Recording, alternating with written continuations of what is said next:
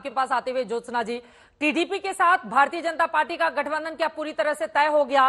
सीटों के बंटवारे का ऐलान कब तक कर दिया जाएगा? टीडीपी की क्या मजबूरी रही? पिछली बार आप लोग अलग अलग चुनाव लड़े, इस बार डर है कांग्रेस और जगनमोहन रेड्डी का, जिसकी वजह से भाजपा की याद आ गई आप लोगों को? पहले तो मैं ये बोलना चाहूंगी कि ऐसा कोई मजबूरी नहीं है। तेलुगु देशम पार्टी कभी भी कोई मजबूरी में काम नहीं करता। हम लोग खाली जन के लिए काम करते हैं, लोग के लिए काम करते हैं और आंध्र प्रदेश के लोगों के लिए काम करते हैं, बस। और कुछ भी हमारा कुछ और मकसद नहीं रहता, हमारा कुछ और इंटेंशन नहीं रहता कहीं पे भी। और भाजपा के साथ हमारा आज का जो गठबंधन है, ये आज थोड़ी ना नया है। हाँ, 18 में 98 में था। हाँ। 98 में था, 2014 में था, बीच में, क्योंकि सैद्धांतिक तरीके से हम लोगों ने कभी उनसे कोई हमारी लड़ाई नहीं हुई है। खाली छोटे मोटे चीजों पे लड़ाई हुई है। हम एक राष्ट्र सरकार थे, वो केंद्र में सरकार थे। कुछ चीजों पे जब अनबन बोलते हैं ना, जो अनबन हुई थी, अनबन में छोटी छोटी चीजें हुई हैं, उसके अलावा कुछ भी नहीं था। और सैद्धांतिक तरीके से हमने कभी भी उनसे कोई भी हमारा ये नहीं, उन लोगों के लिए भारत के लोग पहले हैं, हमारे लिए तेलुगु लोग पहले हैं, बस वही बात है। और कुछ तो नहीं रहा यहाँ पे। और दूसरी बात आप बोल रहे हैं, और यहाँ पे जगनमोहन रेड्डी की बात हुई है। हाँ, 25 में से 22 सीटें जीती थी पिछली बार उन्होंने। चित्रा जी कभी कभी क्या होता है ना, ये जो सच जल्दी जल्दी नहीं चल सकता, झूठ जल्दी भागता है। जब झूठ जल्दी भागता है, और ये जो डिसीटफुल प्रॉमिसेस जो दिया जगनमोहन रेड्डी ने, जो झूठ भागा था 2019 में, जो झूठ भागा था आंध्र प्रदेश में, उसका नतीजा, उसका जो रिजल्ट है, पिछले 5 साल से भयंकर तरीके से आंध्र प्रदेश की जनता झेल रही है। आंध्र प्रदेश की जनता झेल रही है। और आज अगर आप पूछोगे कि जगनमोहन रेड्डी को हटाना ही आपका काम है, हाँ, मैं बोलती हूँ हाँ, बिल्कुल जगनमोहन रेड्डी को आंध्र प्रदेश से हटाना हमारा काम है। क्योंकि अगर लोगों का अच्छा हम लोग मानते हैं, लोगों को कुछ अच्छा होना है, प्रजा को हम लोग वहां पे कुछ करना है हमें, तो बिल्कुल जगनमोहन रेड्डी को हटाना है वहां से। इसके लिए हमने जनसेना से हमारी गठबंधन है, और आज के तारीख में भाजपा से भी हमारा गठबंधन है। सीटों का क्या फॉर्मूला तय हुआ है? कितनी सीटों पर आप लड़ रहे हैं? कितनी पर बीजेपी है? जनसेना कितनी पर है? क्या है फॉर्मूला? अभी तक तो खाली जनसेना और तेलुगु देशम का था, जहां पे 24 सीट जनसेना का था असेंबली वाले, और 3 सीट लोकसभा का थे। नहीं सर, बता रहे हैं, एक बार सुन लेते हैं। लोकसभा में कितना कौन लड़ रहा है? लोकसभा में लोकसभा में कुल मिलके, सर अनुराग सर सुनिए, हमारा फॉर्मूला है, हम बता रहे हैं, आप थोड़ा पेशेंस रखिए, सुन लीजिए मैं क्या बोल रही हूँ। पिछले 25 सीट में से 3 सीट, और आज ही तो अलायंस का ये हुआ है, बताएंगे सर। ऑलरेडी जनसेना के साथ हमारा अलायंस है, उसमें हम लोग 3 जनसेना को ऑलरेडी दे चुके हैं। ये अभी एनसीपी को भी लटकाए सर, आपको थोड़ा बहुत आपको बैठ के सुनने का, आपको सुनना पड़ेगा सर। अनुराग सर, आपको सुनना पड़ेगा। अनुराग जी, उनको तो सुन लीजिए। वहां पर कहाँ है समाजवादी पार्टी आंध्र प्रदेश में, कि उनके भी सवाल पर आप चले गए? जरा उनको सुन लेते हैं अनुराग जी। हाँ, हमारी बात आपको सुनना पड़ेगा, क्योंकि जब हमारी जनसेना के साथ गठबंधन थी, हम लोगों ने 3 सीटें जनसेना को दी। और आज जब भाजपा के साथ हमारा गठबंधन का फाइनलाइजेशन हो गया है, कल तक वो भी सीट फाइनलाइजेशन आ जाएगा। इतनी जल्दबाजी क्यों हो रही है अनुराग जी को? ये बात हमें समझ में नहीं आ रही है, क्योंकि वहां तो उनका एग्जिस्टेंस ही नहीं है।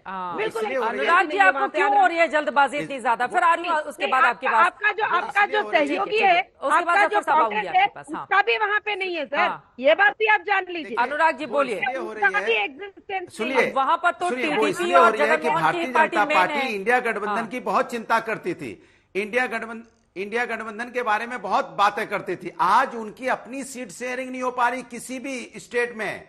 आज उनसे सवाल है कि भारतीय जनता पार्टी के प्रवक्ता सवाल का जवाब नहीं दे रहे हैं। उनसे मैं डंके के चोट पे सवाल पूछ रहा हूं। आप लगातार नेताओं को शामिल कर रहे हैं, पार्टियों को शामिल कर रहे हैं, लगातार सबको हर स्टेट में तोड़ते जा रहे हैं। किसको कहां से लड़ाएंगे, किसको कितनी सीटें देंगे, आपका कोई फॉर्मूला तय नहीं है। अभी आपकी सिर्फ फटोवल चल रहा है। आपके पास कोई फॉर्मूला है तो बता दीजिए। देश की जनता सुनना चाहती है कि महाराष्ट्र में क्या फॉर्मूला है, उत्तर प्रदेश में क्या फॉर्मूला है आपका, और आप जिस तरह का फॉर्मूला आंध्रा में लेके जा रहे हैं क्या फॉर्मूला है, और आपने जिस तरह मणिपुर जगह जगह दूसरी जगह जो गठबंधन कर रहे हो आप क्या फॉर्मूला। 2 लाइन में ज्योत्सना जी की बात हो जाए, उसके बाद आपके पास आ रही हूँ। ठीक है, ज्योत्सना जी की बात पहले हो जाए। बोलिए। मुझे ये समझ में नहीं आता चित्रा जी, आंध्र प्रदेश के जो वहां पे सिचुएशंस के उसके हिसाब से किसका वोट शेयर कितना है, किसका वहां पे, क्योंकि जब हम लोग 2014 में उनके साथ लड़े थे, उनके साथ हमारा गठबंधन था 2014 में, तब भी भाजपा को 2 सीट आए थे और 2019 में नहीं आए। और फिर अभी हम जब 2024 में फिर उनके साथ गठबंधन में जाएंगे तो बिल्कुल आएंगे। इतनी चिंता अनुराग जी को नहीं करना चाहिए। हाँ। एक ही चीज है सर, आप जहां पे गठबंधन लगा रहे हो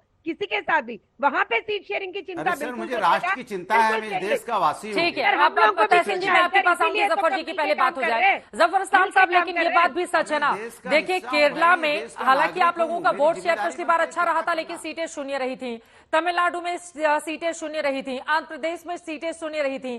तो आप लोगों को भी तलाश है कि कर्नाटका और तेलंगाना में आप लोगों को 4 सीटें जरूर मिली थी, लेकिन आंध्र प्रदेश में नहीं मिली थी। तो कई ऐसे राज्य हैं जहां पर आपका खाता नहीं खुला था, इसीलिए दक्षिण भारत में टीडीपी से दोस्ती जरूरी हो जाती है।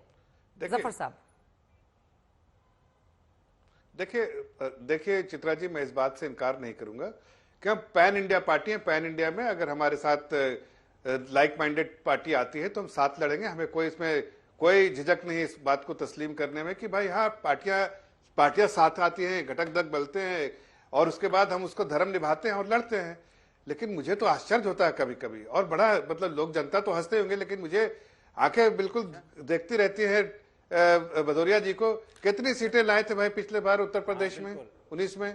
पूरे देश भर में क्या इनकी हालत है। और वो कह रहे हैं इस पार्टी को जिसके 303 सीटें हैं उसको ये बता रहे हैं कि अभी सीट फाइनलाइज नहीं हुआ है। अरे भाई तुम चिंता करो, अपनी चिंता करो कि क्या इस बार खाता खुलेगा, ये चिंता होनी चाहिए आपकी। क्या हम खाता खोल पाएंगे? एक ऐसी विशाल पार्टी 303 लेके आने वाली के सामने हम 3 सीट थे, अब उनका लक्ष्य इतनी घबराई है, इतनी विशाल पार्टी इतनी घबराई है कि आपका खाता नहीं खुलने वाला है।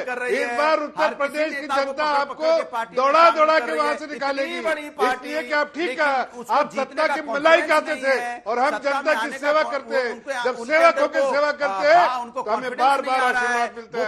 हमने चिंता की, घर में पानी पहुंचाने की, हमने बिजली पहुंचाने की चिंता की, हमने सड़क बनाने की चिंता की, हमने छत देने की चिंता की, हम आयुष्मान भारत जैसी स्कीम दिया जिससे इलाज कर सके, हमने राशन देने का काम किया। 30,000 रुपए ले लेते हैं अपनी आवास में, आपने क्या किया? मलाई खाया, परिवारवाद किया, परिवार वालों ने लूट लिया प्रदेश को। उसके अलावा क्या गुंडागर्दी किया? गुंडागर्दी के अलावा सत्ता चला रहे भैया, आपने कुछ नहीं किया। आप गुंडे हैं, आपके पार्टी में गुंडे हैं और आप जनता की चिंता नहीं, आपने अपने परिवार की चिंता की। अनुराग जी को बोल तो लेने दीजिए, आप ज्योत्सना जी के भी बीच में बोलते हैं, आप उनके भी बीच में बोलते हैं, जरा सुन लीजिए प्लीज। यही आपके फॉर्मूला है। हाँ, आपका फॉर्मूला है 0 + 0 = 0, ये आपका फॉर्मूला है, याद रखिएगा। कांग्रेस 0, आप 0, 0 + 0 = 0। यही आपका, आप बनते रहिए चैनल पे हीरो। बिल्कुल, बीजेपी का 0 = 0, 0 + 0 0। हाँ, अब मैं तहसीन पूनावाला जी आपके पास आते हुए एक बार फिर से जरा दक्षिण भारत चलते हैं। आप लोग हमेशा आरोप लगाते हैं उत्तर भारतीय पार्टी ये वो, दक्षिण में तो कुछ है ही नहीं। और कल जो सीट शेयरिंग भी आई है कांग्रेस पार्टी की, उसमें भी दक्षिण भारत पर ज्यादा जोर है। लेकिन यहां पर मेरे पास जो आंकड़ा है दक्षिण भारत की कुल 130 सीटों का, इनमें भारतीय जनता पार्टी के पास 29 सीटें हैं, कांग्रेस पार्टी के पास 27 सीटें हैं, क्षेत्रीय दलों के खाते में 74 सीटें हैं। तो यहां पर तो कांग्रेस और भाजपा की स्थिति एक जैसी ही है, इवन भाजपा आपसे 2 सीटें ज्यादा ही है। तो दक्षिण को लेकर इतने ज्यादा उत्साहित अगर आप रहते हैं तो आंकड़ों में तो ये नजर नहीं आता है। तहसीन पूनावाला जी। जी चित्रा जी, इस बात को मैं मानता हूं कि भाजपा साउथ इंडिया में, कोई भी अगर ये कहता है कि साउथ इंडिया में भाजपा एक ताकतवर दल नहीं, वो गलत कहते हैं। उनको आंकड़े समझ में ही नहीं आते। तो मुझे भी कभी कभी इस बात से चिंता होती है कि कुछ जो समर्थक है या कुछ ऐसे एनालिस्ट है वो इस बात की ये कहते कर्नाटका में इनकी सरकार बनी, अभी पुडुचेरी में वर्तमान में इनकी सरकार है। ये बात नहीं है। बात में आपके शो पे थोड़ा सा हैरान हो गया 2 चीजों से। जो टीडीपी की प्रवक्ता थी वो पूछ रही थी आप काहे जानना चाहते हैं आंध्र प्रदेश में। चित्रा जी, मैं और अनुराग भाई अक्सर आपके शो पर आते हैं, आप भी पूछते हैं हमसे सवाल कि आप इस स्टेट में क्या हो रहा हो, उस स्टेट में। हम कभी पलट कर ये नहीं कह रहे अरे भैया आपको केरल के बारे में आप पूछती चित्रा जी, पंजाब में हम कहते क्या भाजपा का केरल और पंजाब में क्या लेना देना, हम नहीं कहते। ठीक है, एक राष्ट्रीय चैनल पे हर सूबे की बातचीत होनी चाहिए, हम कहते क्या नहीं करना चाहिए। दूसरी बात, और इंडिया अलायंस का पार्टनर है सपा, क्यों नहीं पूछेगा, वहां पे कांग्रेस एक लेजिटिमेट पार्टी। दूसरी बात, मैं जफर भाई की बात सुन रहा था, आपका ये हशर होगा, आपका वो हशर होगा। मुझे वो दृश्य याद आ गया, वो सीन याद आ गया जब भगवान कृष्ण जाते दुर्योधन के पास। यही घमंड था दुर्योधन का। भगवान कहते केवल दे दो 5 ग्राम, रखो अपनी धरती तमाम, हम वहीं खुशी से रहेंगे, परिजन पर सीने उठाएंगे। ये जो घमंड है, हमारे पास भीष्म पितामह है, द्रोण है, आपको पता नहीं, हम तो आपको चूर चूर कर देंगे, हमारी ताकत आपने देखी नहीं। ये जो घमंड है ना चित्रा जी, ये जो आपके चैनल पर भी देखा, ये घमंड इनका चूर चूर होने वाला है 2024 में।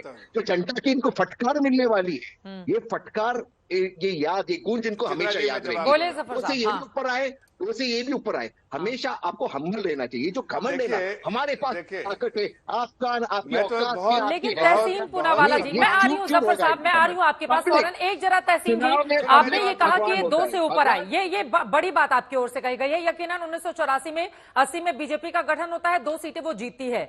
लेकिन भारतीय जनता पार्टी जब अपने सबसे बुरे दौर से भी गुजर रही थी, बहुत कम ऐसा रहा कि बीजेपी का कोई नेता भारतीय जनता पार्टी छोड़े और वो कांग्रेस पार्टी जाकर ज्वाइन करा ले। ऐसे 5 नाम अगर आप मुझे गिना दीजिए।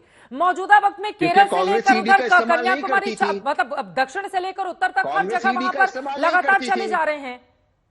नहीं चित्रा जी, कांग्रेस ईडी का इस्तेमाल नहीं कर रही थी। मैं आपको तहसीन पूनावाला जी, अब नेता और कार्यकर्ता कैसा जो ईडी और सीबीआई से डर जाए, फिर वो जनता की नुमाइंदगी क्या करेगा? तहसीन पूनावाला जी, उनको 2 लाइन में बोलने दीजिए प्लीज। तहसीन जी को 2 लाइन में जल्दी से 2 लाइन। हाँ, चित्रा जी, एक सिटिंग जज, हाई कोर्ट का एक हाँ, सिटिंग जज कहता है, हाँ, जब मैं वर्तमान सरकार के खिलाफ जजमेंट दे रहा था, मैं से भाजपा संपर्क में था। ये आपने कभी सुना है? आपने कभी रिपोर्ट किया? सिटिंग जज कहता है ये बात। हाँ। तो छगन भुजबल की फाइल ईडी कोर्ट में जाके कहती है फाइल घूम गई, फाइल हम इसलिए केस बंद कर रहे हैं, फाइल घूम गई। ये आपने कभी सुना है चित्रा जी? मैं आपकी बहुत रिस्पेक्ट करता हूँ। आप बताइए कांग्रेस ने ये क्या सपा?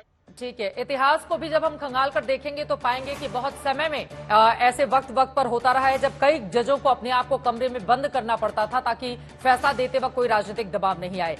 जैसे जैसे इतिहास को हम पढ़ेंगे, चाहे वो प्राचीन हो, मध्यकाल का हो या वर्तमान का हो, उसमें आप पाएंगे कि किस तरह से परिस्थितियां बदली हैं। लेकिन इन सब के बीच सीटों के बंटवारे को लेकर दोनों ही पार्टियों में घमासान छिड़ा हुआ है। अब कौन किस पर पड़ता है भारी, इस पर रहेगी आज तक की नजर।